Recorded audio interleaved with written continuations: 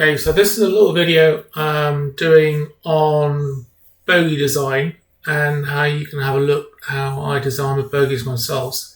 I've just uploaded a Fusion model of the IEA wagon that I designed, and in particular I'm going to look at the bogies that I designed for that wagon. And they start off with, as you can see on the screen here, this is at the end of the model design, so the whole model is there, but you can see there's the canvas of the scan of the technical drawing of the wagon from the book that I've talked about quite a lot, which is Railway Wagon Plans from John L. Fox, and the IEA wagon is in there. This is a scan of it. It's been aligned so it's perfectly horizontal. I might do another video on how to do that, but that's this wagon. So this is the complete model. What we're going to do is zoom in on the bogie design, and if on the left-hand side, you look at these list of sketches, there's one that says bogie suspension main profile. Just clicked on it here.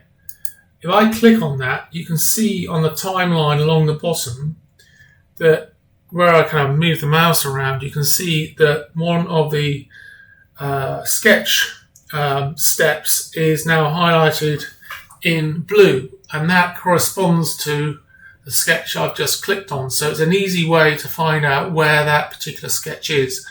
And that sketch is the start of the bogie design. So if we then take the timeline marker back to that point, all the way back to there, you can see the bogies on the drawing on the design have disappeared because that's the sketch of the bogie, so you don't actually see that. But if I zoom in on this the canvas, you can see that. If I turn sketches on and we turn on sketch of the first part of the bogie, you can see that sketch is now visible. If I turn the canvas off for the side view, you can see that sketch. And if I've gone in to edit it, you get all the dimensions, all that sort of stuff. So if I right click on it, edit sketch, and you can now see, again, if I turn the canvas off, you can see all the dimensions that I put in of that sketch. And the way I do the design is I trace around, you can see the line here, I trace around the line on the technical drawing. And when I get to a point and say, okay, I'm coming down here, I work out, and let's turn the canvas off again. So drawing this line, I come down here and it lined up with the side of the canvas. I round these dimensions. So it may have, when I just drew it freehand, it came out at 334.5 or 334.5, and I just round it to 335.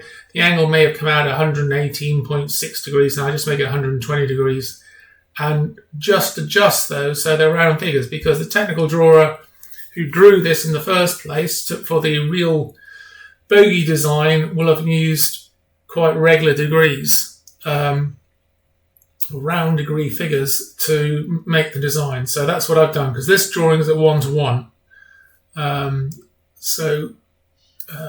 That's how he would have drawn them, so that possibly she, and that's how I do them. So I go around the whole drawing the outline of the first corner of the bogie to give me a start. So if I then turn off viewing sketches, leave the bodies on, put the canvas on the side, go one step along the timeline. So I step it forward one step.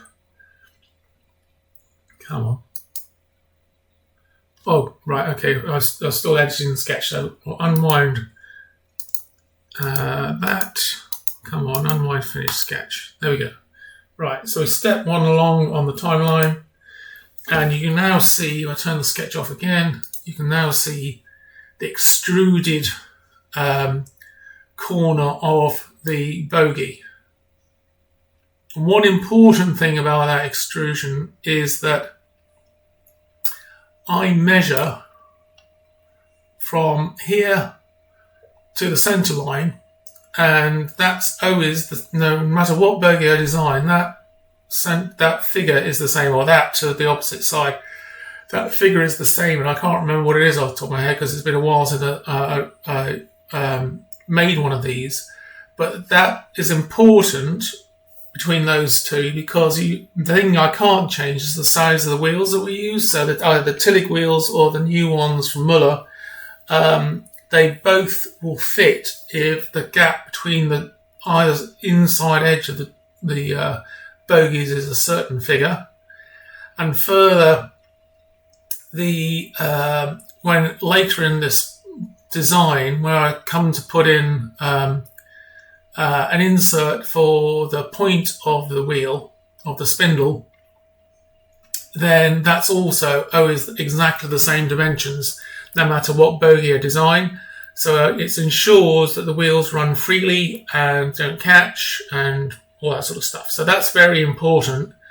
And if I have a skip on this design, and I skip on loads. Now, what I would suggest doing before I do that is that when you look at this, move the timeline back to that and just step through it, step by step, and examine what I've been doing. So there's another drawing, and then you can see, there's my spring. The drawing probably is a circle on there, and I put a spring on there. You can have a look how to do that. It's create coil, and that's how you get the suspension. I obviously didn't draw that freehand and do some complicated spiral. The software's got a really neat way of doing springs because it's an engineering piece of software, so it's really cool. Okay, so we step through it. We can see a second spring appear. Probably did 2 circles. Another drawing coming through. The support for the springs, keep on going. The outer side of the support, again, that's drawn based off the canvas. So if I turn the side canvas on again, you can see there, I've just basically traced around that quite complicated shape. I've just drawn a whole series of arcs, curves, lines, what have you, to get the exact outline of the bogie. So we turn that off again. And we keep on stepping through. I'll just talk through a little bit, stepping through, a bit more drawing, starting to put in some detail of the hub, a little bit more suspension, top of the suspension, put a flange on it. Let's keep on going. Oop, that's fine.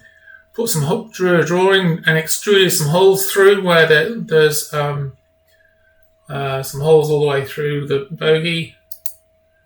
Keep on going. Again, the shape of those holes is based on the technical drawing. So I basically trace on that surface the technical drawing. So if we turn the side view on again, you can see that on the drawing. If I turn the bodies off, you can see they disappear. But the technical drawing, all I do is trace around that. And if I put it on front view and turn the canvas off, canvas on, and where are we? Step through one step, I guess. No, one back. Oh, it's probably lost its transparency. Oh, its bodies are turned off, that's why. There we go. And step through. Step back one step. Come on. Go on.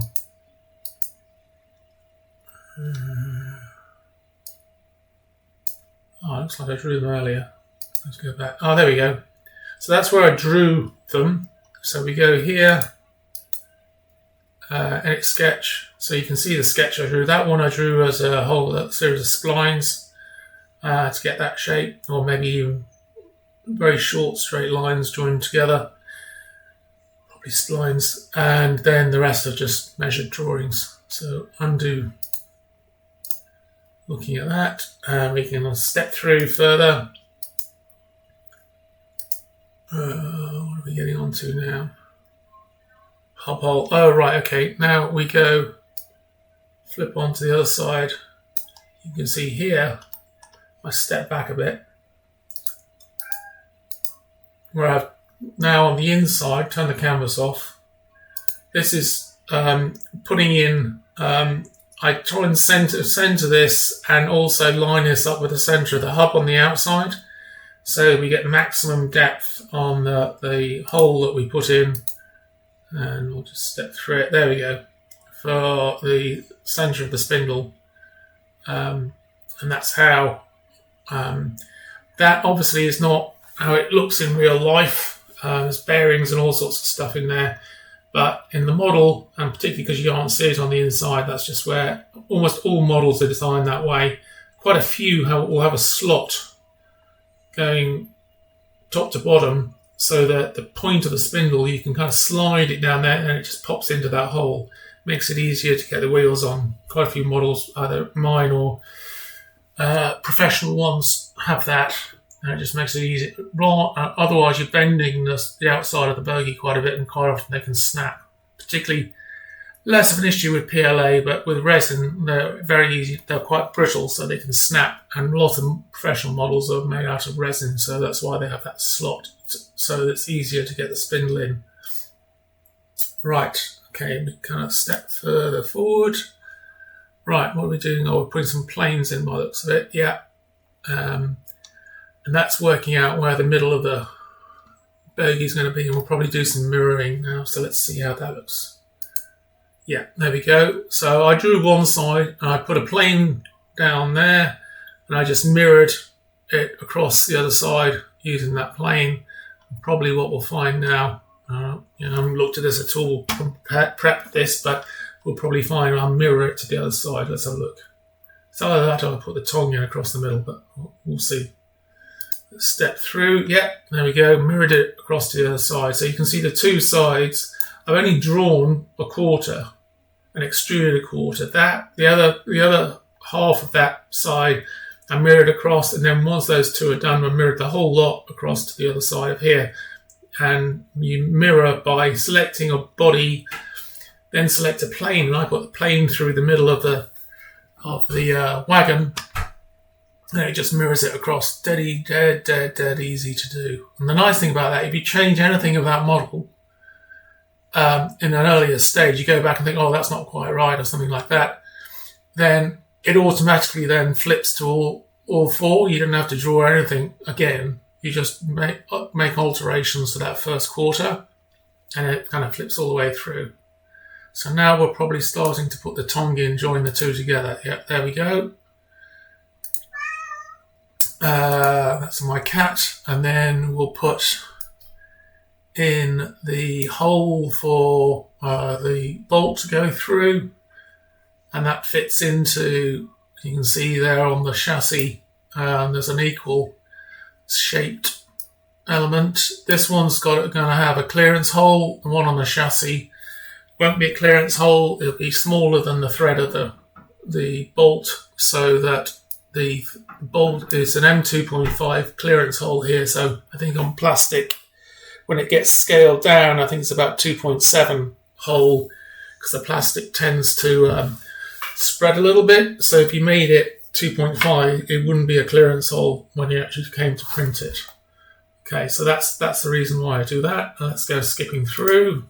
Yeah, so we're now, you can see the hole goes into, and you can see the hole in the chassis is smaller than the hole on the bogie, because the hole on the chassis is designed to for the M2.5 bolt to self-tap into the chassis. Keep on moving on. Right, this is now drawing the support for the NEM socket. So this is my flexi bogie idea. So it's quite a narrow piece of plastic. I think it scales down to about 1mm wide. Obviously this is a 1-to-1 scale. And I keep on skipping through. We got the thing at the end. Put some, I can't remember what they're called, fillets in to keep the strength, but also to allow it to flex. And we are just about there. Okay, and that's a merge command. So these were like 4 different bodies, maybe 5 different bodies. That command just merges them all together into one bogie.